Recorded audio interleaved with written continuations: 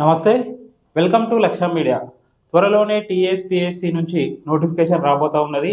60 పోస్టులతో కూడినటువంటి గ్రూప్ 1 పరీక్షకు నోటిఫికేషన్ రాబోతా ఉన్నట్టుగా తెలుస్తూ ఉన్నది అతి త్వరలో.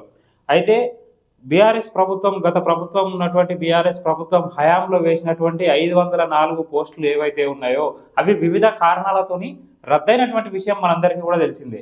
సో 504 వివాదంలో ఉన్నటువంటి పోస్టులను పక్కన పెట్టి ఫ్రెష్గా 60 పోస్టులకు నోటిఫికేషన్ విడుదల చేయబోతా ఉన్నట్లుగా తెలుస్తూ ఉన్నది.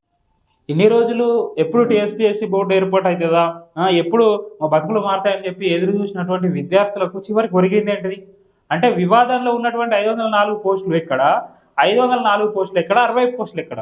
సరే, అది వివాదంలో ఉండొచ్చు, ఏమైనా కావచ్చు. 504 పోస్టులకు 60 పోస్టులకు ఎంత తేడా ఉన్నది?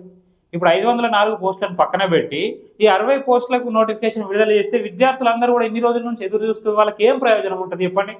దయచేసి మేము సీఎం రేవంత్ రెడ్డి గారికి అట్లాగే కాంగ్రెస్ ప్రభుత్వానికి విజ్ఞప్తి చేస్తూ ఉన్నాం విద్యార్థుల తరపు నుండి.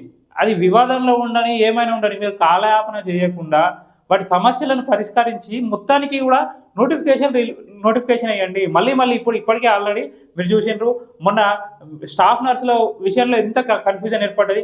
ఆల్రెడీ స్టాఫ్ నర్సులకు 5096 స్టాఫ్ నర్సులకు బీఆర్ఎస్ ప్రభుత్వ హయాంలో నోటిఫికేషన్ విడుదల చేసి అదందరికీ మనందరికీ కూడా తెలిసిందే.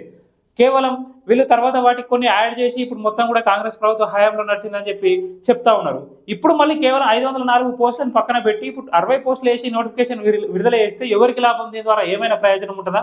దయచేసి కాంగ్రెస్ ప్రభుత్వం ఆలోచన చేయాలి. విద్యార్థుల భవిష్యత్ అందరూ కూడా ఆధారపడి ఉన్నది. వాళ్ళు ఎన్నో రోజుల నుంచి ప్రయత్నం చేస్తూ ఉన్నారు, ఎప్పుడు నోటిఫికేషన్ పడుతుందా. ఖచ్చితంగా 504 ప్లస్ ఇవి 60 564 పోస్టులకు నోటిఫికేషన్ విడుదల చేస్తే వాళ్ళు కూడా అందరూ సంతోషపడతారు. కాబట్టి ఖచ్చితంగా సీఎం రేవంత్ రెడ్డి గారికి విజ్ఞప్తి చేస్తూ ఉన్నాం. 564 పోస్టులకు వివాదంలో ఉన్నటువంటి వాటిని కూడా క్లియర్ చేసి మొత్తం పోస్టులకు కూడా నోటిఫికేషన్ వేయాలని చెప్పి కోరుతా ఉన్నాం.